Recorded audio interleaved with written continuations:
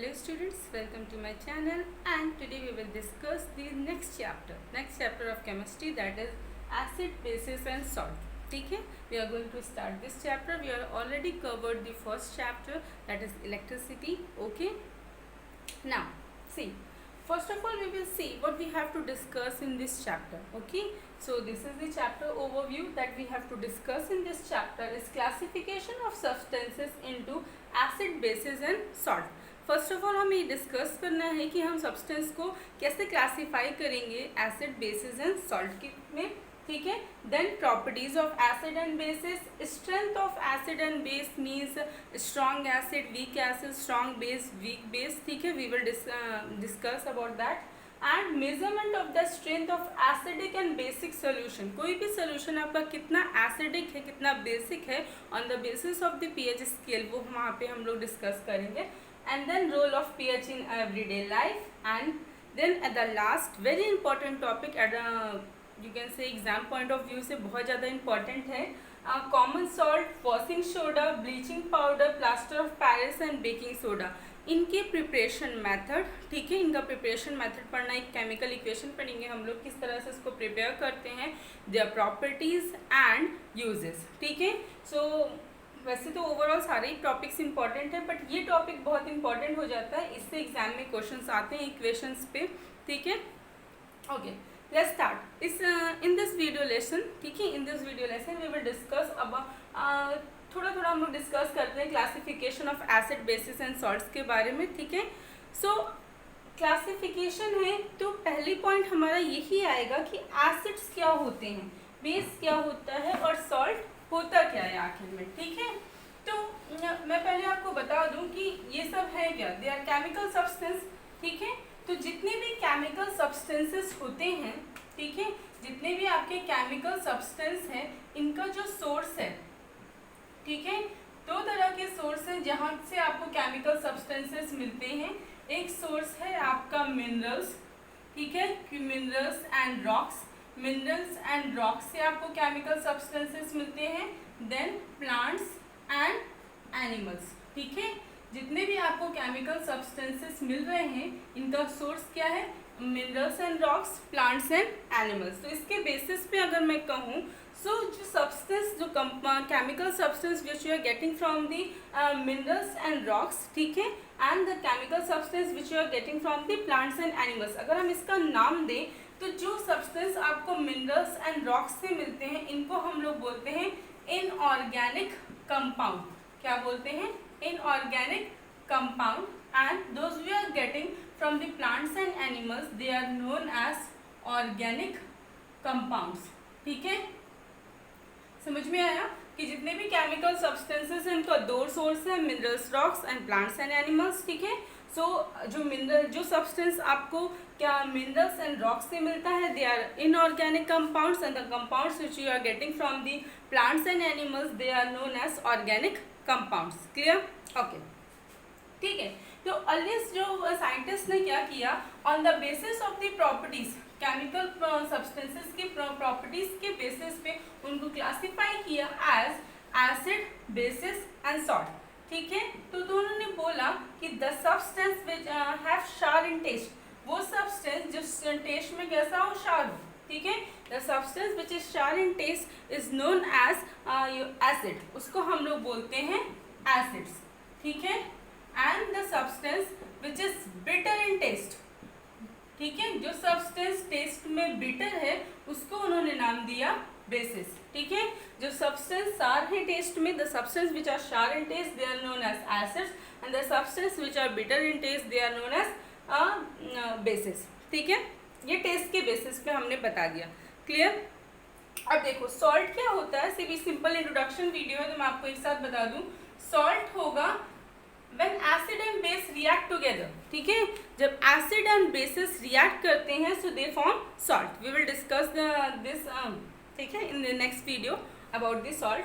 Clear? समझ में आया? तो जो साइंटिस्ट ने उनके टेस्ट के बेसिस पे, उनकी प्रॉपर्टीज के बेसिस में एसिड एंड बेसिस सॉल्ट्स के फॉर्म में क्लासीफाई कर दिया था सारे सब्सटेंस को. The substance which is sour in taste are acid, the substance which is bitter in taste are bases. ठीक है, क्लियर? ओके. सो देखो, अगर मैं ऐसे हम बात करें, ठीक है, कि जो शार्ट टेस्ट है, जैसे आपने देखा होगा कि लेमन,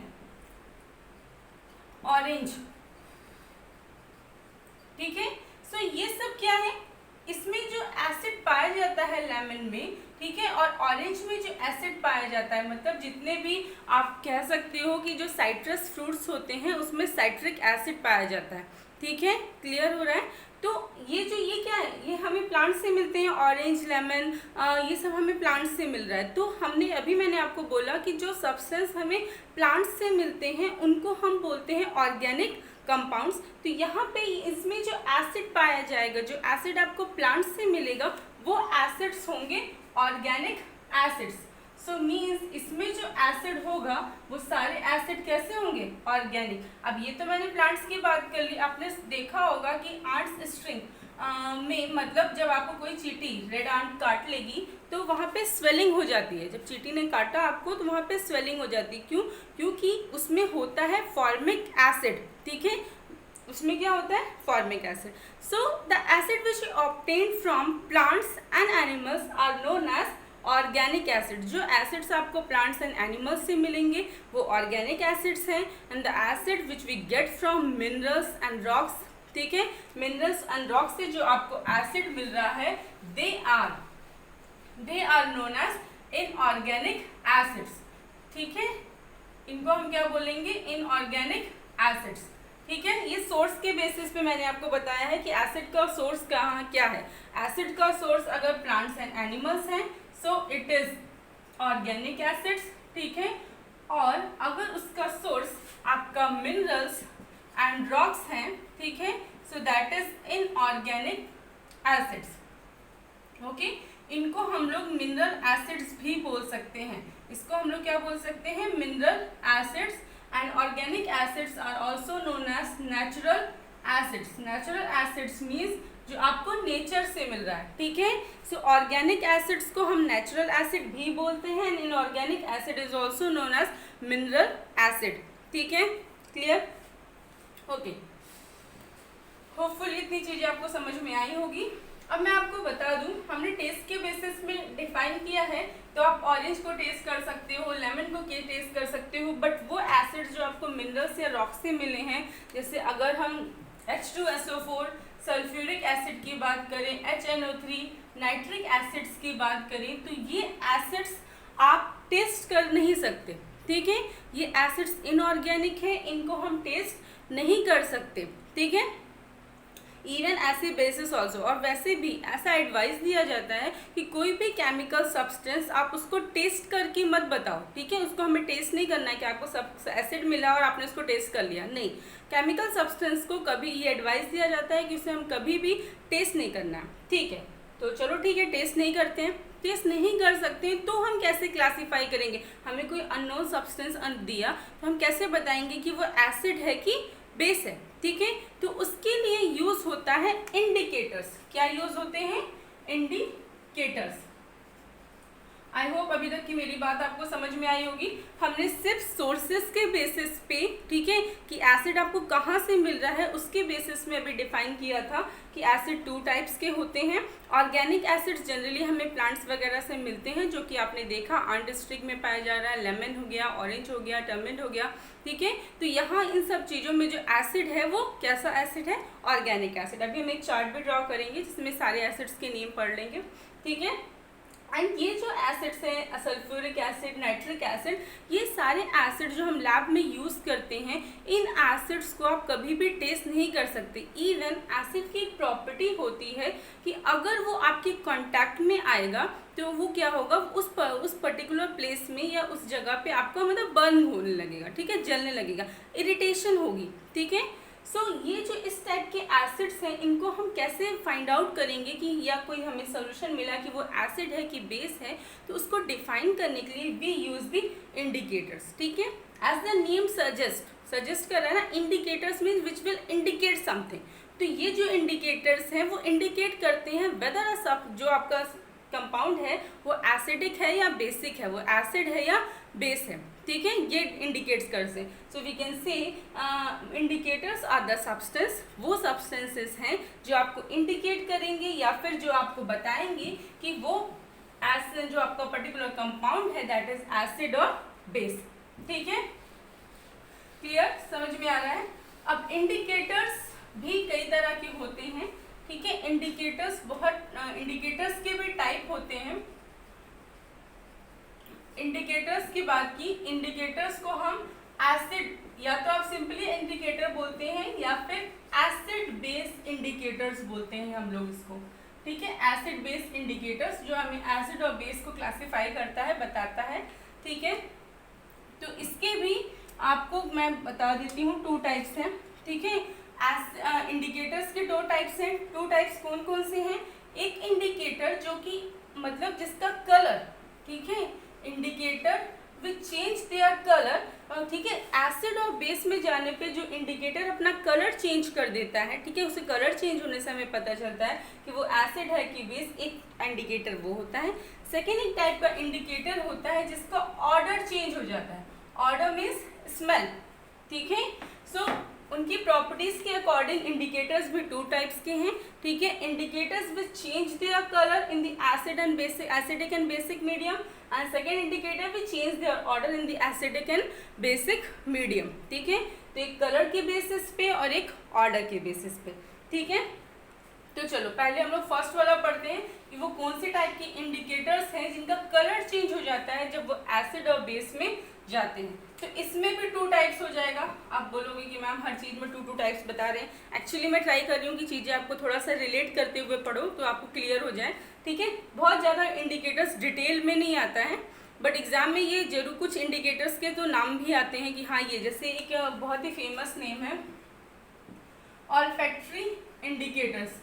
एग्जाम में ये पूछा हुआ है कि इंडिकेटर्स क्या होते हैं, तो बता दूं, these are the those indicators which change their order, वो इंडिकेटर्स जिनका ऑर्डर चेंज हो जाता है in acidic and basic mediums, they are known as olfactory indicators, ठीक है। अब ये डायरेक्ट एग्जाम में बाय नेम आया 1 मार्क्स के क्वेश्चन में। So olfactory indicators are those which change their order, ठीक है। और इसके पहले मैंने बताया कि कुछ इंडिकेटर्स जो कि अपना कलर चेंज करते हैं, ठीक है। अब जो इंडिकेटर्स के कलर चेंज हो जाते हैं उसमें भी 2 टाइप्स होता है। एक होता है नेचुरल इंडिकेटर, ठीक है। Natural indicator means as the name suggest which found in the nature, and second is synthetic. देख लेना स्पेलिंग थोड़ा बहुत आगे पीछे हो जाती है। सिंथेटिक इंडिकेटर्स, ठीक है। तो अब नेचुरल इंडिकेटर्स क्या है? जो मोस्ट कॉमन इंडिकेटर जो यूज होता है दैट इज द लिटमस, ठीक है। लिटमस सोल्यूशन हम लोग बोलते हैं। लिटमस सोल्यूशन एंड पेपर दोनों फॉर्म में प्रेजेंट है। ये एक नेचुरल इंडिकेटर है बिकॉज ये हमें मिलता है एक प्लांट से, ठीक है, लाइकन बोलते हैं, प्लांट से मिलता है, ठीक है। इसीलिए लिटमस एक नेचुरल आप कह सकते हो इंडिकेटर है। सबसे ज़्यादा कॉमन लिटमस का ही यूज होता है, ठीक है। अब लिटमस सोल्यूशन फॉर्म में एंड पेपर फॉर्म में, लिटमस पेपर्स भी होते हैं, लिटमस सोल्यूशन फॉर्म में भी होता है, ठीक है। एक तरह का पर्पल कलर का एक्सट्रैक्ट होता है जो कि लाइकन प्लांट से मिलता है। उसकी डिटेलिंग में नहीं जाना है हमें, बस इतना पता रखना है कि लिटमस हमें नेचुरली मिलता है। So it is a natural indicator, clear, okay. Solution form में भी होता है red and blue litmus solution, and paper form में भी होता है। अब रेड और ब्लू लिटमस कितने सब बताया मैंने, रेड लिटमस और ब्लू लिटमस, ठीक है। तो अब होगा क्या कि जो रेड लिटमस है, ठीक है, ये जो रेड लिटमस सोल्यूशन है आपका, वो रेड लिटमस सोल्यूशन जब किस में डालेंगे, एसिड में, ठीक है। जब रेड लिटमस को आप एसिड में डालोगे तो क्या होगा, रेड को एसिड में डालेंगे तो क्या होगा, no change in colour. Acid में रेड में no change in colour, but blue litmus change into red. जब आप ब्लू लिटमस सोल्यूशन को आप कैसे डाल सकते हो, आपने एक टेस्ट ट्यूब लिया, उसमें बहुत ही लिटिल अमाउंट में आपने एसिड लिया, उसमें उस सोल्यूशन की 2-3 ड्रॉप्स आप डालोगे, तो अगर रेड लिटमस सोल्यूशन आपने डाला है तो कलर में कोई, एसिड में कोई भी चेंज नहीं आएगा। और अगर आपने ब्लू लिटमस डाला है तो ब्लू लिटमस किस में कन्वर्ट हो जाएगा, रेड में। ठीक है, एक रिंग टाइप की बन जाती है रेड कलर की, लैब में आप देख सकते हो। ठीक है, सो ये है हमारा लिटमस सोल्यूशन का काम। या पेपर्स फॉर्म में होगा तो पेपर का कलर चेंज हो जाएगा। ठीक है, रेड होगा तो नो चेंज इन कलर, अगर ब्लू है तो ब्लू आपका रेड हो जाएगा। ठीक है, क्लियर। ठीक है, ये एसिड के बारे में। सेकेंड थिंग, अगर वो बेस है, ठीक है, बेस, ये मैंने आपको एसिड के लिए बताया है।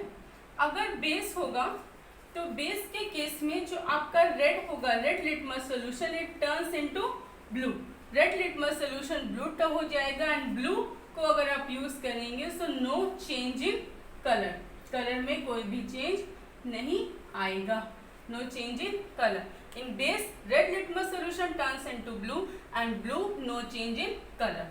ठीक है, so we use indicators to classify the acid and bases. ठीक है, एसिड बेसिस को फाइंड आउट करने के लिए हम, मतलब चेक करने के लिए कि whether the compound is acid और बेस, हम क्या यूज करते हैं, इंडिकेटर्स। ठीक है, तो ये मैंने बोला था कि लिटमस एक नेचुरल इंडिकेटर है, एसिड टर्मरिक एक नेचुरल इंडिकेटर है। ठीक है, सो अब मैंने एक और भी बोला था कि कलर जो चेंज होता है एक नेचुरल इंडिकेटर होता है, एक सिंथेटिक इंडिकेटर। सिंथेटिक इंडिकेटर्स क्या होते हैं, विच वी ऑब्टेन्ड फ्रॉम, कहाँ हमें मिल रहा है, या फिर which is manufactured in the lab, lab में या इंडस्ट्री में जिसको हम मैन्युफैक्चर करते हैं, उस टाइप के जो आपके इंडिकेटर्स होते हैं उनको हम बोलते हैं सिंथेटिक इंडिकेटर्स। ठीक है, वो भी दो टाइप्स के हैं। एक है आपका फिनोप्थिलीन, मैं बहुत फास्ट तो नहीं पढ़ा रही हूँ, ठीक है, हाँ बता देना कमेंट करके कि मैम आप फास्ट तो नहीं पढ़ाते, मैं बहुत ज़्यादा फास्ट तो नहीं पढ़ाती ना। ठीक है, एक बार कमेंट करके बता देना, मुझे भी पता चल जाए। ओके, सो एक है हमारा फिनोप्थिलीन। ठीक है, क्या है, फिनोप्थिलीन, और एक होता है मिथाइल ऑरेंज। ठीक है, ये दोनों आपके सिंथेटिक इंडिकेटर्स हैं जो कि हम मैन्युफैक्चर। ठीक है, so phenolphthalein and methyl orange are synthetic indicators। phenolphthalein आपका एसिडिक में, एसिडिक सोल्यूशन में phenolphthalein जो कलर देता है, कैसा कलर रहता है, कलरलेस रहेगा। ठीक है, एंड बेसिक में it will give pink colour. Basic के लिए ही हम लोग जनरली यूज कर सकते हैं क्योंकि वो बेसिक में पिंक कलर देता है। एंड फॉर न्यूट्रल, ठीक है, फिर से कलरलेस। ठीक है, and methyl orange, methyl orange acidic medium में रेड कलर देगा एंड बेस में येलो एंड न्यूट्रल ऑरेंज। ठीक है, सो ये कलर याद रखना है आपको। बहुत ज़्यादा डिटेल में अगर मैं कहूँ तो सबसे ज़्यादा इंपॉर्टेंट लिटमस ही है। ठीक है, बट ये भी याद रखो, एसिडिक में phenolphthalein colourless, neutral colourless, basic pink, methyl orange acidic red, basic yellow, neutral orange. ठीक है, लिटमस हमने ऑलरेडी डिस्कस कर लिया है, आई होप वो भी आपको समझ में आ गया होगा। ठीक है, so this is about the indicators. So acid basis के लिए हम क्या यूज़ करते हैं, इंडिकेटर्स। ठीक है, और नेक्स्ट लेक्चर में we will discuss in detail about the acids. ठीक है, एक और मैंने इंडिकेटर आपको बताया था, olfactory indicators which change their order. ठीक है, जिनका ऑर्डर चेंज हो जाता है, ठीक है, एसिड एंड बेसिक मीडियम में, उनको हम ऑल्फैक्टरी इंडिकेटर्स कहते हैं। ऑल्फैक्टरी इंडिकेटर्स में एक मैं जनरल एग्जांपल के लिए आपको बता दूं, बहुत डिटेलिंग में नहीं आता है। ठीक है, कि हमने कुछ अनियंस को बहुत ही मतलब फाइन चॉप किया, बहुत छोटे पीसेस में काटा। ठीक है, एंड देन हमने कुछ क्लॉथ की स्ट्रिप्स ली, पतली पतली स्ट्रिप्स बना ली क्लॉथ की, उसको एक प्लास्टिक के पैकेट में हमने उसको पैक करके फ्रिज में पूरे नाइट के लिए रख दिया, पूरी रात हमने फ्रिज में रख दिया। उसके बाद मॉर्निंग में क्या होगा कि जब आप उसको निकालोगी तो जो स्ट्रिप्स होंगी क्लॉथ की स्ट्रिप्स, उनमें जो अनियन का ऑर्डर, ठीक है, अनियन का जो स्मेल होता है वो उस क्लॉथ में आ जाएगा। नाउ उस क्लॉथ को आप एज अ एसिड और बेस इंडिकेटर यूज़ कर सकते हैं। करेंगे क्या, उस क्लॉथ के स्ट्रिप्स में आप 2-3 ड्रॉप्स ऑफ एसिड या बेस डालोगे तो जो आपको एक एसिड में अनियन की कैरेक्टरिस्टिक्स स्मेल मिलेगी, स्मेल आएगी, बट बेस में वो स्मेल पूरी तरीके से ख़त्म हो जाएगी। ठीक है, सो यही है आपका ऑल्फैक्टरी इंडिकेटर्स। बहुत डिटेलिंग में नहीं है, एग्जाम के लिए भी इतना नहीं इंपॉर्टेंट है। ऑल्फैक्टरी इंडिकेटर सिर्फ ये वर्ड, मतलब ये टर्म इंपॉर्टेंट है, इसमें क्या यूज़ होता है, वैसे तो और भी चीज़ें यूज़ होती हैं। ठीक है, बट इसको आपको इतना ही इसमें पढ़ना है। ठीक है। आई होप आपको समझ में आ गया होगा, और समझ में आ गया है तो लाइक कर देना। And even if you have any doubt you can ask in the comment section. If you have not subscribed yet, please subscribe and press the bell icon to get the latest update. Thank you.